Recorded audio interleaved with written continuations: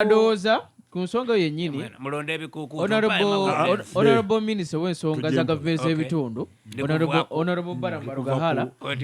ne Nammeere bongedde okufuukuuza ababba ssente z'omuwi w'omusolo mu bitundu eby'enjawulo eby'eggwanga. Baasokera Jjinja wawuli ebyafaayo ne bagenda mu Mbale baatakudde abakungu bangi. Era waliwo yasangidde akafaananyi akali okutambula nnyo ku mikulu gya social media akalaga ttooye 7,500 naye tebalina kinnya twagibona ne ku TV tewali kinnya bakola bukozi kayumba bwe bazimbako eyo nandi kwaye kasese eyo eriyo mutyami oyidde enaku dino okolanga ekintu nga wegendeza kulula ife tubaire twogera ku radio wakoba oyo wakoba nti munange kino kikyamu wano kino kikyamu wano bakwegemerera omusaada oyo anvuma tikuvumye nkukobye nti bakuwa $15,000 okuzimba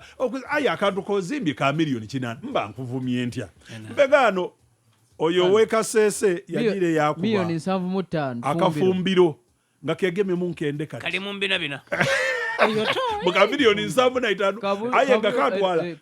$8,000,000 okola plani bwena eyo plani balaza tasobola aji kubaano nibo kako era yakoba ati owekitiibwa Minister Baramu tuli kusaba oide kasese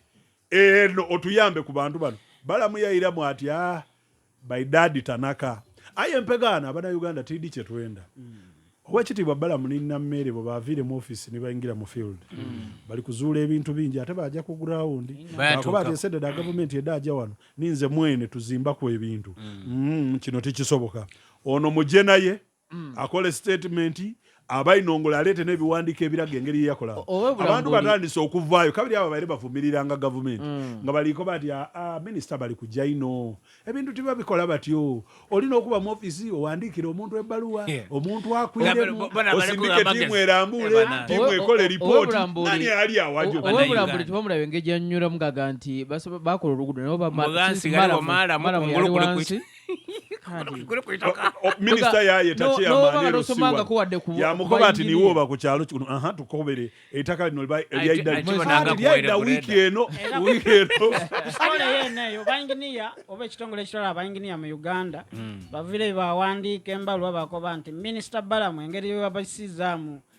bayinginiya w'obulambuli kyabaire kiswaza ino nti wagema ni tape measure wagema olikuba wapima nti wasomerawo obwayinginiya ebyo ebintu bidakola bw'abasoma wayinginiya tosobola kulingirira kintu nga kyamu nenda balaza otegere ekintu kino gwe bagemye inginiya yayiba seneda gavumenti buti banabadde kuba balina okumuyamba bona bali mu association y'abayinginiya bakindi ndi bw'anaava mu district eno ajja kujewa kuyo owundi bali kukakundika iwe nze nja kwebaza Minisita Baramu mu local government bayibira mu nguudo woba olingirira okuva wano ku Central Market Jinja Central Market okutuuka waliwo watata Owen waliwo kilomita ndala basobola otaaku nti tujja ataaku $8,000,000 aye nga amafuta agajja okolawo tigabwesa na $6,000 nze nabula mutawuli muno bazimba oluguudo lwa Spire Road Primary School bakoba ati okugezemula okuvanga ate kabiri luliwo lwona lwaseseto lulo oluguudo bw'otambula ni weekontroloti bwifo ky'okuvaamu ekikumu kabiri kola nsi n'asenga omusajja abasuubiza London ne mumusuula sukakati yawo